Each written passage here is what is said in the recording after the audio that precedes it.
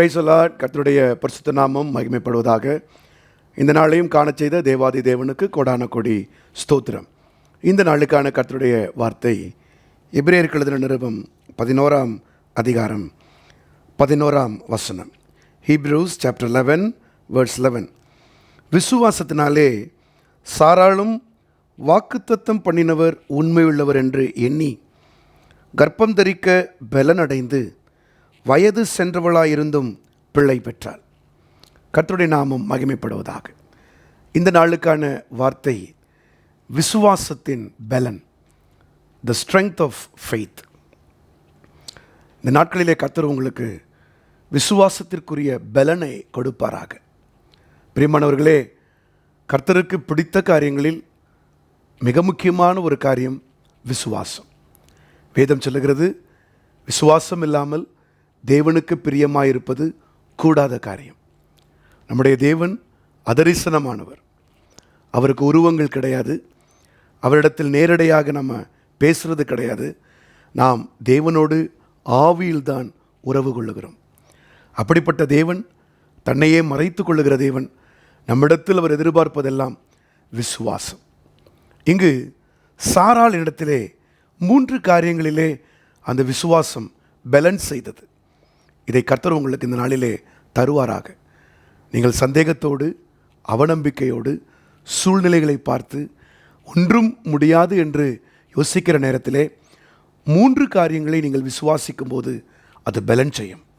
சாராள் முதலாவது தன் விசுவாசத்திற்கு அவள் செய்த காரியம் என்ன?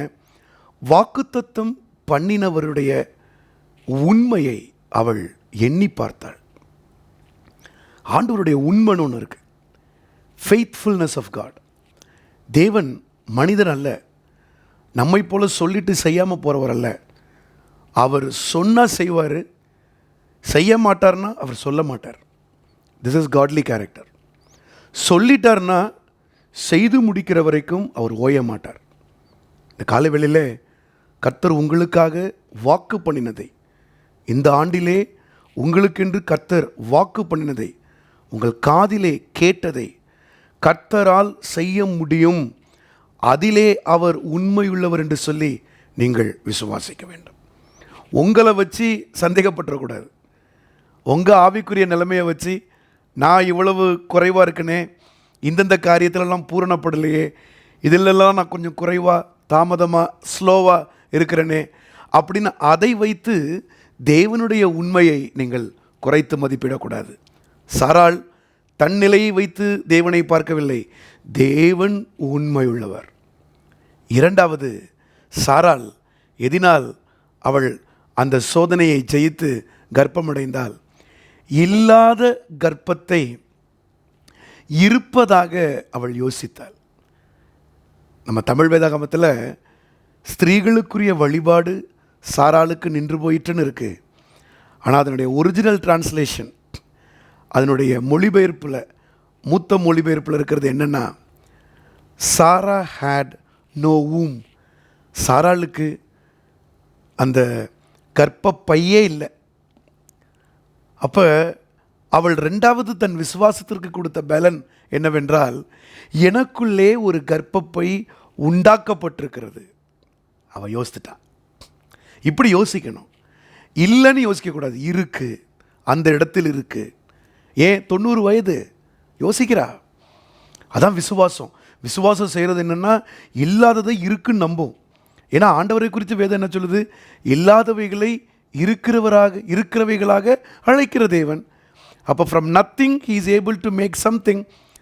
அதே போல் நம்மளும் இல்லை, உங்கள் கையில் இல்லை, உடம்புல இல்லை, சரீரத்தில் இல்லை, இருக்குது. ஏன்? சொன்னவர் உண்மை உள்ளவர், இருக்குது, நம்புங்க. மூன்றாவது நீங்கள் செய்ய வேண்டியது, சாராள் செய்தது தெரியுமா? தன் வயதை அவள் யோசிக்கவே இல்லை. 90 வயசில் பிள்ளை பிறக்குமா? 90 வயசில் இப்படி நடக்குமா? நான் கிழவியாச்சே, அதை அவள் யோசிக்கவே இல்லை. வயதை அவள் முக்கியப்படுத்தலை. இன்றைக்கி உங்களை பார்த்து சொல்கிறேன், உங்கள் சூழ்நிலை மற்றவங்களுக்கு நடக்காதது, இந்த பருவத்தில், இந்த இடத்துல, இந்த நேரத்தில், இதெல்லாம் நீங்கள் யோசிக்கவே கூடாது. நீங்கள் யோசிக்க வேண்டியது என்ன தெரியுமா? இந்த வயதிலும் இந்த பருவத்திலும் என் தேவனால் முடியும். இந்த 3 காரியங்கள் சாராளுக்கு பலன் கொடுத்தது. அடைந்தால் 90 வயதில் ஒரு பிள்ளையை பெற்று லாஃப்டர், நகைப்பு என்று சொல்லி அவனுக்கு பெயர் வைத்தாள். உங்கள் வாழ்க்கையிலையும் துக்கமாக சோர்வாக இருக்கிற உங்களுக்கு நல்ல ஒரு நகைப்பை, நல்ல ஒரு சிரிப்பை, உங்கள் வாழ்க்கையில் ஒரு மகிழ்ச்சியை கர்த்தர் கொடுப்பாராக. விசுவாசத்தில் இந்த 3 காரியங்களை செய்யுங்க, பலனடைவீர்கள். கர்த்தர் உதவி செய்வார். ஜெபிப்போமா? பிதாவே, உடைய பிள்ளைகளை ஒப்புக் கொடுக்கிறேன். யாரெல்லாம் விசுவாசத்தில் குன்றி போயிருக்காங்களோ இந்த நாளில் நீர் கொடுத்த ரேமாவின்படி எழுப்புங்கப்பா. உண்மை உள்ளவர். 2வதாக இல்லாததை இருக்கு என்று நம்புவது. 3வது வயது அல்ல, என் தேவனால் கூடும். இவைகளினாலே சூழ்நிலையை ஜெயித்த சாராளை போல நம்முடைய பிள்ளைகள் ஜெயிப்பார்களாக. இந்த ஆண்டு எங்களுக்கு ஜெயத்தின் ஆண்டாய் கொடுத்திருக்கிறீர். ஜெயம் பெறுகிறவர்களாக பிள்ளைகளுக்கு கர்த்தர் மாற்றித்தாங்க. விசுவாசம் பலன் செய்யட்டும். ஸ்ட்ரென்த் ஆஃப் ஃபெய்த்தை நம்முடைய பிள்ளைகள் பிடித்து கொள்ளட்டும். அதன்படி நடக்கட்டும். கர்த்தர் அதற்கு உதவி செய்கிறபடியால் ஸ்தோத்திரிக்கிறோம். இயேசு கிறிஸ்துவின் நாமத்தில் கேட்டுக்கொள்கிறோம் நல்ல பிதாவே. ஆமேன், ஆமேன், ஆமேன். God bless you. கர்த்தர் உங்கள் விசுவாசத்திற்கு பலன் கொடுப்பாராக. ஆமேன்.